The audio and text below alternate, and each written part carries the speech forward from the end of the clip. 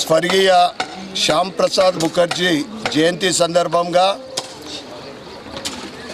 ఆయన ఏదైతే 370 ఆర్టికల్కు దానికి నిరసన తెలుపుతూ తన మంత్రి పదవిని రాజీనామా చేసి జనసంఘ్ వ్యవస్థాపకులు విద్యావేత్త కల్కట్టా యూనివర్సిటీ వైస్ ఛాన్సలర్గా 33 సంవత్సరాల్లోనే పదవిని ఆరోహించిన మహానుభావుడు. ఏదైతే एक देश में दो निशान दो विधान दो प्रधान नहीं चलेगा,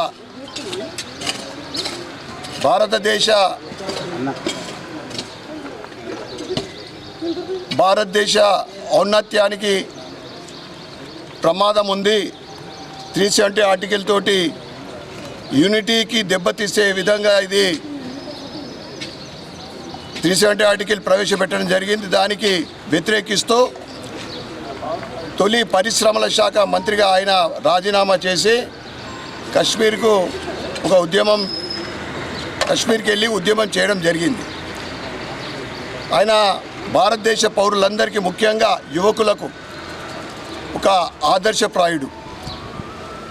వారి కోరిక ఏదైతే ఉందో, వారి జీవితాశయం ఏదైతే ఉందో 370 ఆర్టికల్ రద్దు అనేది ఈరోజు మన ప్రియతమ ప్రధానమంత్రి నరేంద్ర మోడీ గారు 370 ఆర్టికల్ రద్దు చేసి ఈరోజు కశ్మీరు భారతదేశంలో భాగమే, అద్భుతమైన అభివృద్ధి దిశగా కశ్మీరు ముందుకు సాగుతూ ఉంది.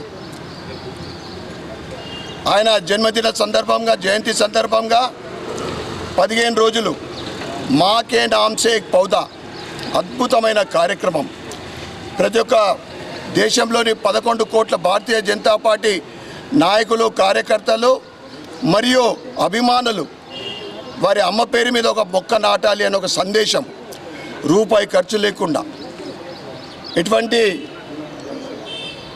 ఆర్థిక భారం పడకుండా ప్రతి ఒక్కరు కూడా ఒక మొక్క నాటాలని ఒక వారి ప్రధానమంత్రి పిలుపు మేరకు ఈరోజు ఇందూర్ నగరంలో కార్పొరేటర్లు మాస్టర్ శంకర్ గారు, ఉపాధ్యక్షులు నాగో లక్ష్మీనారాయణ గారు, భారతీయ జనతా పార్టీ కిసాన్ మోర్చా నాయకులు భరత్ భూషణ్ గారు, సీనియర్ నాయకులు పంజిరెడ్డి శ్రీధర్ గారు మరియు కార్తీక్, ఆనంద్, పవన్ వీరందరూ మరియు స్థానిక కార్పొరేటర్ మల్లేష్ వీరి ఆధ్వర్యంలో ఇక్కడ మొక్కలు నాటడం జరిగింది. నేను ఇందూరు నగర ప్రజలకు, జిల్లా ప్రజలకు అందరు కూడా కోరుతా ఉన్నా, మాకే నామ్సే ఒక ఏక్ పౌదా, మీరు కూడా ప్రధానమంత్రి పిలుపు మేరకు ఒక మొక్క నాటి దేశభక్తిని చాటుకోవాలని నేను కోరుతా ఉన్నాను. భారత్ మాతా కీ జై.